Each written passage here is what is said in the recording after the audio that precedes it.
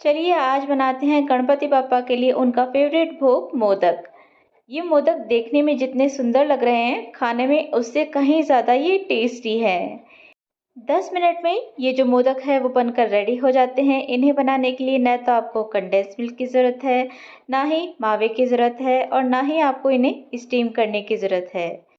तो चलिए शुरू करते हैं इन्हें बनाना। तो ये टेस्टी सी मोदक बनाने के लिए सबसे पहले मैंने यहाँ पर लिया है 1 कटोरी चावल का आटा। आप कोई भी कटोरी या कप सेट कर लीजिए और उसी से सारा मेज़रमेंट कर लीजिए। ये जो चावल का आटा है इसे हमें ऐसे ही 2 से 3 मिनट के लिए ड्राई रोस्ट करना है। ऐसा करने से अगर इस चावल के आटे में हल्का सा मॉइस्चर है तो वो निकल जाएगा। इसके अलावा इस तरह से रोस्ट करने से हमारे जो मोदक है वो बहुत ही ज़्यादा टेस्टी बनेंगे और हमारे मोदक की जो शेल्फ लाइफ है वो भी बढ़ जाएगी। बस इसी तरह से 2 से 3 मिनट के लिए इसे हल्का सा चला लेना है। इसका कलर चेंज बिल्कुल भी नहीं करना है। तो ये देखिए मैंने 2 से 3 मिनट के लिए ये जो हमारा चावल का आटा था इसे ड्राई रोस्ट कर लिया है और इस तरह से इसे प्लेट के अंदर ट्रांसफ़र करके अलग रख दिया है। अब इसी कढ़ाई के अंदर मैंने डाल दिया है 2 कटोरी दूध। जिस कटोरी से हमने चावल के आटे को नापा था उसी कटोरी से नापकर मैंने यहाँ पर 2 कटोरी दूध ले लिया है। अब जब ये दूध हल्का सा गर्म हो जाए तो थोड़ा सा दूध इस तरह से अलग निकाल लेना है। करीबन 2 से 3 टेबलस्पून दूध हमने अलग निकाल लिया है और ये जो दूध है इसके अंदर मैं मिक्स कर दूंगी थोड़ा सा केसर और इसे कुछ देर के लिए ऐसे ही रख देंगे ताकि जो केसर है इसका जो कलर है वो हमारे दूध में अच्छे से आ जाए। अब इसी गर्म दूध के अंदर मैं डाल दूंगी आधा कटोरी डेसिकेटेड कोकोनट या फिर नारियल का बूरा। इस तरह से गर्म दूध के अंदर जब हम ये नारियल का बूरा डालते हैं तो ये जो नारियल है वो हल्का सा सॉफ्ट हो जाता है, जिसके कारण हमारे जो मोदक है उनका टेक्सचर बहुत ही ज़्यादा क्रीमी हो जाता है और खाने में बहुत ही ज़्यादा ये टेस्टी लगते हैं। नारियल डालने के बाद में मैंने यहाँ पर डाली है 1 कटोरी शक्कर और फ्लेवर के लिए डाला है इलायची पाउडर। अब हमारा दूध अच्छे से बॉईल हो रहा है तो इसे अच्छे से मिक्स कर लेंगे और गैस की फ्लेम को बंद कर देंगे। और गैस की फ्लेम को बंद करने के बाद में जो चावल का आटा हमने ड्राई रोस्ट किया था वो इस तरह से थोड़ा थोड़ा सा डालते हुए इस दूध के अंदर हम मिक्स कर लेंगे। गैस की फ्लेम को हमने इसलिए बंद करा है ताकि हम आसानी से ये जो चावल का आटा है इसे इस तरह से मिक्स कर सकें, कोई भी लम्स हमारे इस आटे में न रहें। अच्छे से मिक्स करने के बाद में गैस की फ्लेम को वापस से ऑन कर देना है। गैस की फ्लेम को ऑन करने के बाद में आपको इसे बिल्कुल भी छोड़ना नहीं है। इस तरह से लगातार इसे चलाते हुए पकाना है। 1 से 2 मिनट पकाने के बाद में मैं इसमें मिक्स करूँगी 2 टेबलस्पून घी। घी डालने से हमारे जो मोदक है उनका टेस्ट भी बढ़ जाएगा और अच्छी सी शाइन भी आ जाएगी। घी डालने के बाद में भी वापस इसे लगातार इस तरह से चलाते रहना है। आपको इसे बहुत देर तक पकाने की ज़रूरत नहीं रहती है। 1 से 2 मिनट में ही ये जो पूरा मिक्सचर है वो इस तरह से कढ़ाई छोड़ने लगेगा और एक डो की फॉर्म में आ जाएगा। तो जब ये हमारा मिक्सचर कढ़ाई छोड़ने लगे इसका मतलब ये है कि हमारा ये जो मिक्सचर है वो अच्छे से पक चुका है। तो गैस की फ्लेम को हमें बंद कर देना है और इसे इस तरह से किसी भी प्लेट में या फिर बाउल में ट्रांसफ़र कर लेना है और कुछ देर के लिए इसे ठंडा कर लेना है ताकि हम इससे अपने मोदक बना सकें। तो जब तक हमारा ये जो डो है वो ठंडा हो रहा है तब तक हम अपने मोदक के लिए एक टेस्टी सी फिलिंग बना लेते हैं।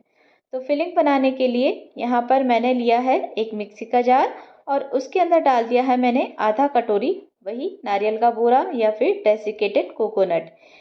इसके बाद में मैंने यहाँ पर लिए हैं कुछ ड्राई फ्रूट। आप अपनी पसंद के कोई भी ड्राई फ्रूट ले सकते हैं। मैंने यहाँ पे कुछ काजू लिए हैं, बादाम लिए हैं और पिस्ते लिए हैं। और फ्लेवर के लिए मैंने यहाँ पर इसमें थोड़ी सी इलायची का पाउडर मिक्स कर दिया है और सभी को एक बार अच्छे से ग्राइंड कर लेंगे। और ग्राइंड करने के बाद में मैं इसमें डाल रही हूँ गुड़। गुड़ की जगह आप चाहें तो शक्कर का भी यूज़ कर सकते हैं। और गुड़ डालने के बाद में वापस से इसे एक बार ग्राइंड कर लेंगे और ये जो हमारी टेस्टी सी फिलिंग है वो बनकर बिल्कुल रेडी है। तो इसे हम इस तरह से किसी भी बोल के अंदर ट्रांसफ़र कर लेंगे और बोल में ट्रांसफ़र करने के बाद में ये जो तैयार फिलिंग है इसमें से इस तरह से थोड़ा थोड़ा सा पोर्शन लेना है और इसकी इस तरह से छोटी छोटी सी बॉल्स बनाकर रेडी कर लेनी है।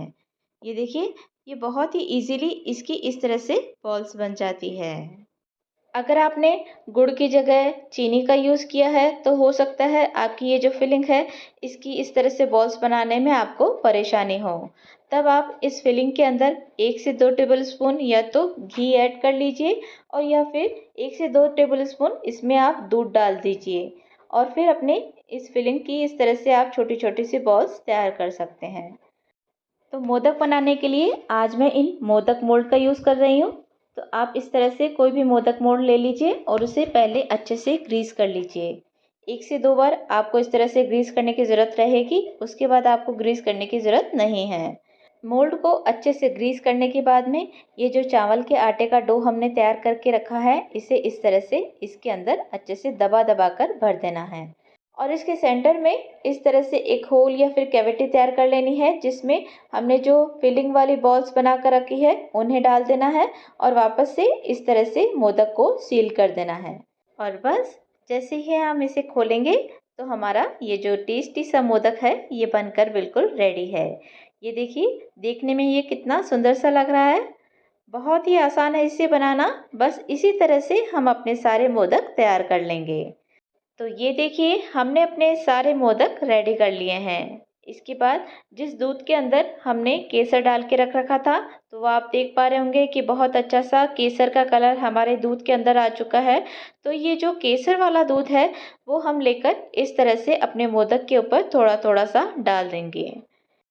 इस तरह से केसर वाला दूध डालना बिल्कुल ऑप्शनल है। आप चाहें तो डालें और चाहें तो ना डालें।